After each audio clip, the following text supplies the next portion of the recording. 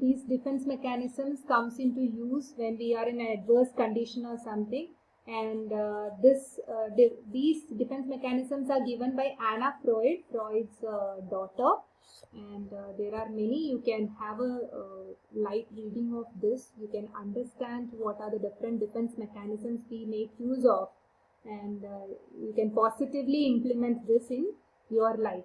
Now the best kind of defense mechanism, what I'd say, is the sublimation. What is sublimation is, like whatever socially unacceptable behavior or tension or anxiety you have, you turn it into, you sublime it to something positive. Suppose you are too aggressive and you get much angry, you utilize that energy in some kind of a sports item like football or running or long jump. So that is sublimation. Now, defense mechanisms, all of this is not negative. Mechanism like sublimation can be used for a higher purpose. So, please read these. And the next approach is the humanistic approach. As I said, this gives much value to the human potential. What is humanistic psychology? It's an approach that emphasizes personal growth, your resilience, and the achievement of human potential. It believes that human has the capacity to achieve the highest potential that was given by his creator, maybe. So the main exponents who are famous enough are Abraham Maslow and Carl Rogers. Now here in our session, I am talking about Abraham Maslow. Abraham Maslow has given us a needs hierarchy. You can see the triangle here. These are the needs we have from, it's in ascending order. Okay. The first need is the physiological needs. That is the bodily needs, you can call, like your food, water, sex, sleep, everything that is connected with the body. If these needs are completed, now in this thing, animals and human beings are in the same level. Maybe the next one too, safety. Okay, so safety is about security that you get, health-wise, wealth-wise, family-wise. Okay, so if that need is also yours satisfied, then you go to the love and belonging needs. It includes your friendship, family, sexual intimacy. If people yearn for this need satisfaction. And then the esteem, self-esteem.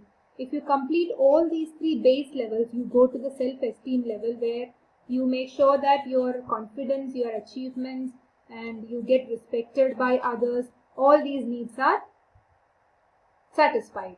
If you complete this too, you go to the self-actualization. Very less, according to Abraham Maslow, very less people approach the self-actualization level, where your morality, creativity, your spontaneity, your lack of prejudice, everything is, in almost 100%. The people who meditate daily for longer years, who are spiritual gurus, all these people are achieving the self-actualization, in fact.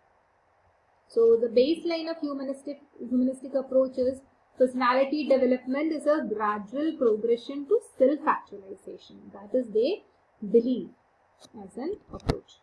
Now next is the trait approach.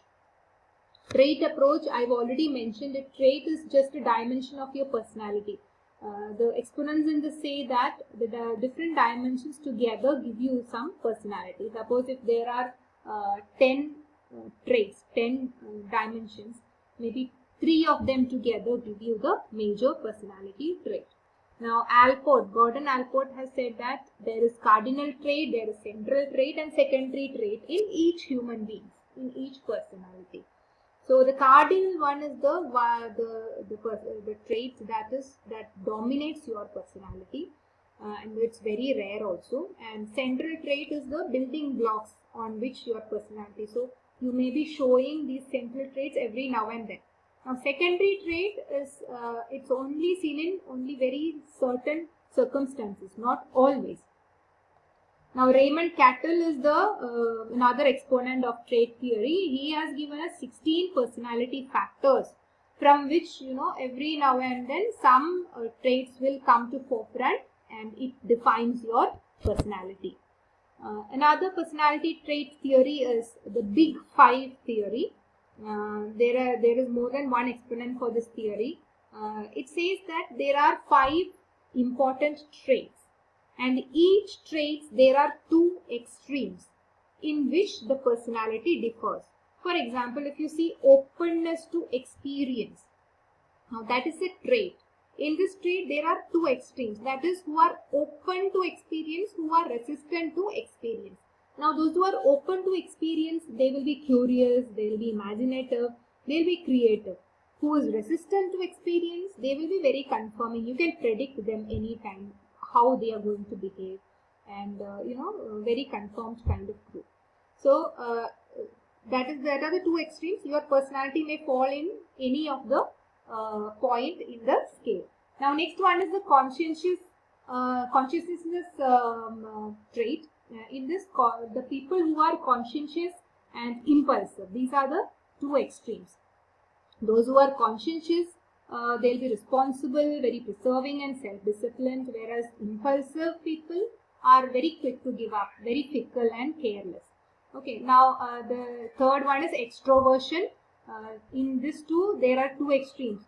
Those who are extrovert, positively extrovert, they are very much outgoing, and the introversion is the shy, meek people who are very silent, reclusive and cautious, and your personality may differ in this scale. Agreeableness is the next one, where you can be agreeable, you are antagonistic. Antagonistic is you are against everything, very suspicious, very jealous. And the 5th one is neuroticism. On a positive scale, you are emotionally stable. Your neuroticism scale, you are emotionally stable. Then you know how to handle your feelings, your emotions. You can dictate your emotions. Where you are neurotic, you are very impulsive, very emotionally unstable and negative. These are the 5 in Big Five personality trait theory. The next one is the most recent and most embracing all the theories together is the cognitive social learning approach theory. Now there are 3 things given here. Cognitive is the thinking you have, the intellect you have. Social is the environment that you are getting, the society.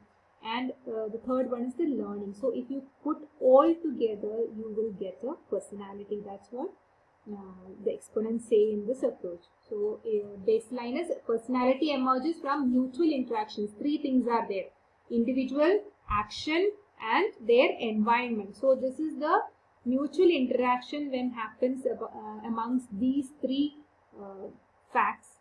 Then your personality arises from that.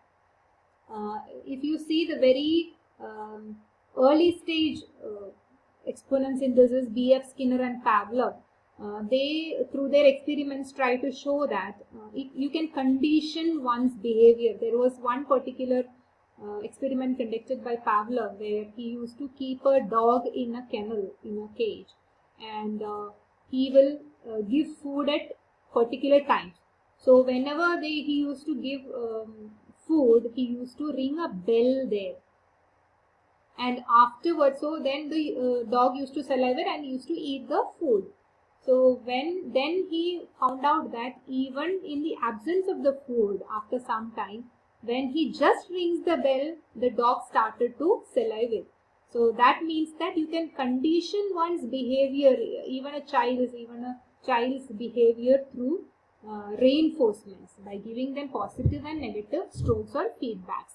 Like so that is, if you give beatings, punishment, that is a negative reinforcement. So that stops a child from something else. But nowadays we believe in positive reinforcement. That is, you give a pat on the back, or you give a star, you give a thumbs up. Then that's a positive reinforcement. It makes the children do the positive things again and again.